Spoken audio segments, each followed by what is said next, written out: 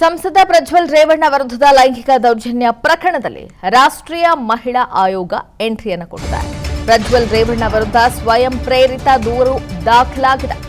ರಾಷ್ಟ್ರೀಯ ಮಹಿಳಾ ಆಯೋಗ ಸ್ವಯಂ ಪ್ರೇರಿತವಾಗಿ ದೂರನ್ನು ದಾಖಲು ಮಾಡಿದೆ. ಆಯೋಗದಿಂದ ಡಿಜಿಐಜಿಪಿ ಅಲೋಕ್ ಮೋಹನ್ಗೆ ಪತ್ರವನ್ನ ಬರೆಯಲಾಗಿದೆ. ಈವರೆಗೂ ಕೈಗೊಂಡಂತ ಕ್ರಮದ ಬಗ್ಗೆ 3 ದಿನಗಳ ಒಳಗೆ ವರದಿಯನ್ನ ನೀಡಬೇಕು.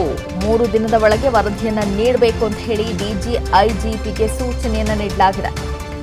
ಆರೋಪಿ ಪ್ರಜ್ವಲ್ ವಿರುದ್ಧ ಕಠಿಣ ಕ್ರಮವನ್ನ ಕೈಗೊಳ್ಳಬೇಕು ಅಂತ ಹೇಳಿ ರಾಷ್ಟ್ರೀಯ ಮಹಿಳಾ ಆಯೋಗ ಈಗ ಪತ್ರವನ್ನ ಬರೆದಿದೆ.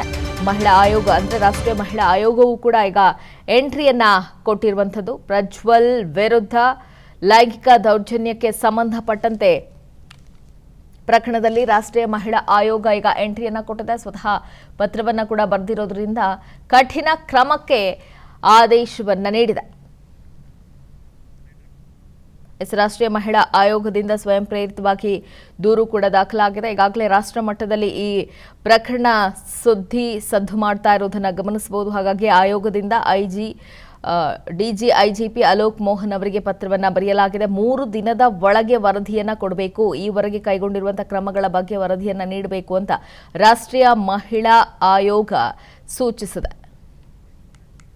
SSLC ಆದ್ಮೇಲೆ ರಾಜುಗೆ ಕಾಡ್ತಾ ಇರೋ ಒಂದೇ ಪ್ರಶ್ನೆ, ರಾಜು ಮುಂದೆ ಏನಪ್ಪ? ಮೊದಲು ಇಂಜಿನಿಯರಿಂಗ್ ಮಾಡ, ಬೇಗ ಡಾಕ್ಟರ್ ಆಗಿ ನನ್ ವಾಸಿ ಮಾಡಪ್ಪ. ಲೈಫ್ ನ ಇಂಪಾರ್ಟೆಂಟ್ ಡಿಸಿಷನ್ಸ್ ನ ರಾಜು ತರ ತಗೊಳ್ಬೇಡಿ. ನಿಮ್ಮ ಭವಿಷ್ಯ ರೂಪಿಸುವ ಹಾದಿಯಲ್ಲಿ ನಾವು ಜೊತೆಗಿರ್ತೀವಿ. Parishrama PU college, it matters where you start. ಸಂಸದ ಪ್ರಜ್ವಲ್ ರೇವಣ್ಣ ವಿರುದ್ಧದ ಲೈಂಗಿಕ ದೌರ್ಜನ್ಯ ಪ್ರಕರಣದಲ್ಲಿ ರಾಷ್ಟ್ರೀಯ ಮಹಿಳಾ ಆಯೋಗ ಎಂಟ್ರಿಯನ್ನು ಕೊಟ್ಟಿದೆ. ಪ್ರಜ್ವಲ್ ರೇವಣ್ಣ ವಿರುದ್ಧ ಸ್ವಯಂ ಪ್ರೇರಿತ ದೂರು ದಾಖಲಾಗಿದೆ. ರಾಷ್ಟ್ರೀಯ ಮಹಿಳಾ ಆಯೋಗ ಸ್ವಯಂ ಪ್ರೇರಿತವಾಗಿ ದೂರನ್ನ ದಾಖಲು ಮಾಡಿದೆ. ಆಯೋಗದಿಂದ ಡಿಜಿಐಜಿಪಿ ಅಲೋಕ್ ಮೋಹನ್ಗೆ ಪತ್ರವನ್ನ ಬರೆಯಲಾಗಿದೆ. ಈವರೆಗೂ ಕೈಗೊಂಡಂತ ಕ್ರಮದ ಬಗ್ಗೆ 3 ದಿನಗಳ ಒಳಗೆ ವರದಿಯನ್ನ ನೀಡಬೇಕು.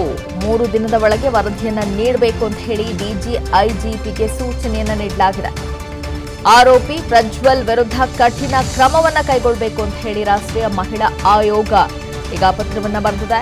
ಮಹಿಳಾ ಆಯೋಗ ಅಂದ್ರೆ ರಾಷ್ಟ್ರೀಯ ಮಹಿಳಾ ಆಯೋಗವೂ ಕೂಡ ಈಗ ಎಂಟ್ರಿಯನ್ನ ಕೊಟ್ಟಿರುವಂಥದ್ದು. ಪ್ರಜ್ವಲ್ ವಿರುದ್ಧ ಲೈಂಗಿಕ ದೌರ್ಜನ್ಯಕ್ಕೆ ಸಂಬಂಧಪಟ್ಟಂತೆ ಪ್ರಕರಣದಲ್ಲಿ ರಾಷ್ಟ್ರೀಯ ಮಹಿಳಾ ಆಯೋಗ ಈಗ ಎಂಟ್ರಿಯನ್ನ ಕೊಟ್ಟಿದೆ. ಸ್ವತಃ ಪತ್ರವನ್ನ ಕೂಡ ಬರೆದಿರೋದ್ರಿಂದ ಕಠಿಣ ಕ್ರಮಕ್ಕೆ ಆದೇಶವನ್ನ ನೀಡಿದೆ.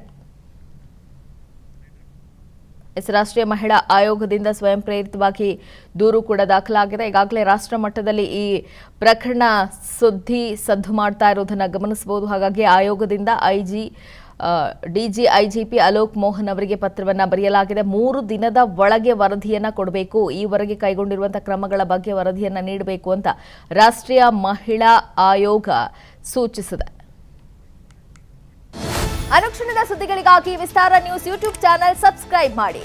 ಹೊಸ ಸುದ್ದಿಗಳ ನೋಟಿಫಿಕೇಶನ್ಗಾಗಿ ಬೆಲ್ ಐಕಾನ್ ಕ್ಲಿಕ್ ಮಾಡಿ. ಲೇಟೆಸ್ಟ್ ಅಪ್ಡೇಟ್ಸ್ಗಾಗಿ www.vistaranews.com ವೆಬ್ಸೈಟ್ಗೆ ವಿಸಿಟ್ ಮಾಡಿ. ಅಂಗೈಯಲ್ಲೇ ಜಗತ್ತಿನ ಸುದ್ದಿ ತಿಳಿಯಲು ವಿಸ್ತಾರ ನ್ಯೂಸ್ ಕನ್ನಡ ಆಪ್ ಡೌನ್ಲೋಡ್ ಮಾಡಿ.